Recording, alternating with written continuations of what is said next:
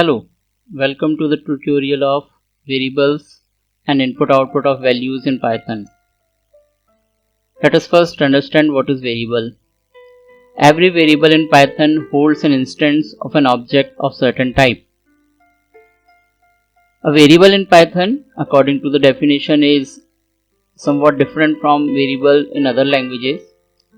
For example, a variable in C++ directly holds a value. Whereas a variable in Python, for example, if we say a equal to 25, so there will be a variable a in the memory. So this is a's memory, and we will have an object. So we have an object 25 in another memory, and the variable a will not hold the value directly, whereas it will hold the reference to this object. So variable in Python holds object of certain type. The value a will have an ID, unique ID, and a will hold that unique ID in its memory. After understanding variable, let us understand two important concepts, that is input and output. Input and output are required in order to take values from the user and to display certain output to the user. For example, input means taking the value from the user, and output means displaying the result to the user. So, in order to take input from the user, a built-in function input can be used. The function input is used in the following manner. Variable name equal to input. Because input is a function, so we will have an opening bracket as well as closing bracket, and here we will have a message or prompt which will be displayed to the user. So in order to use it, that means we will require a variable, equal sign, and the input function. The input function will always return string type of value. For example, if we say city equal to input, enter your city. So this is the message user will see on his screen, and after seeing the message, user will type certain value, a city name, and the input function will grab that value and will transfer it to the variable city. Now the city will hold the value entered by the user by using this function input. So input function essentially returns string value. If we want to take some other kind of value, for example integer value or float value, we will have to use additional function in order to convert that string value to integer value. To take integer value, we can use the int function to convert the string value to integer value. For example, when we say age is equal to, so we have applied a function int.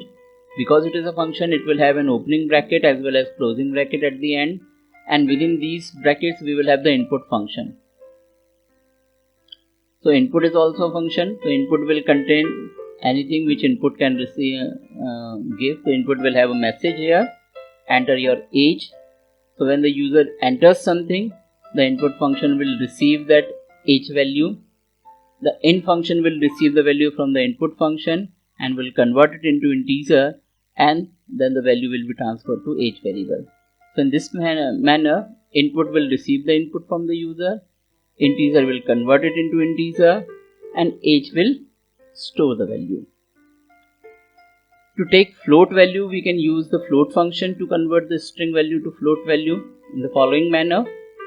Marks equal to float input, enter your marks. So input function will give a message to the user that enter the marks. The user will enter the marks, and the marks will be given to the float function because the value inputted by or returned by the input function will be string. So in order to convert string into float, the float function will work. It will convert the value into float value, decimal value, or we can say real value, and that value will be stored in marks. Let's see how we can see it in editor. For example, if I say city equal to integer, city equal to input,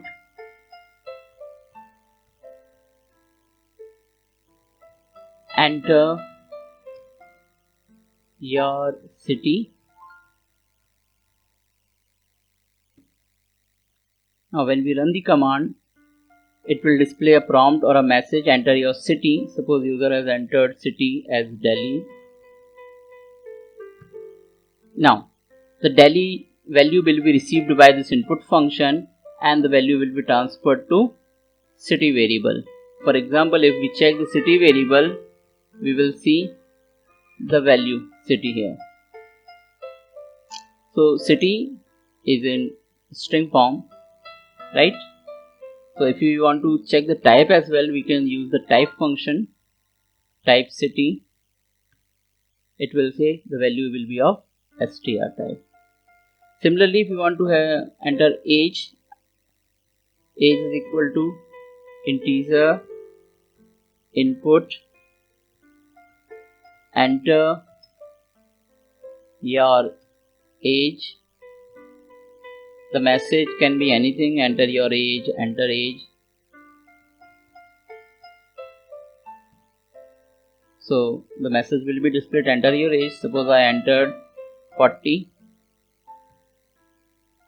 The 40 will be stored in age variable. Remember, this time it will not be in string type, this time it will be of integer type. For example, if I ask what is the value of age, the value 40 will be returned.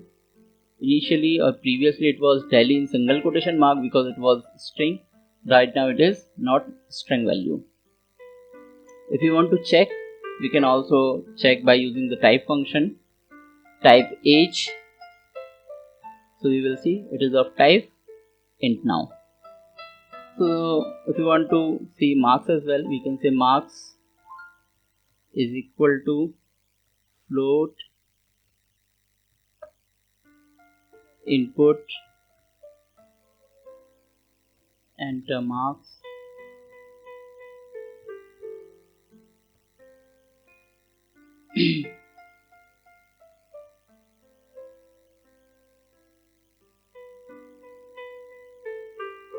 The spelling of float is wrong, so FLOAT. So enter marks, I can say 90. So marks variable will contain 90 and the type of marks will be float, right?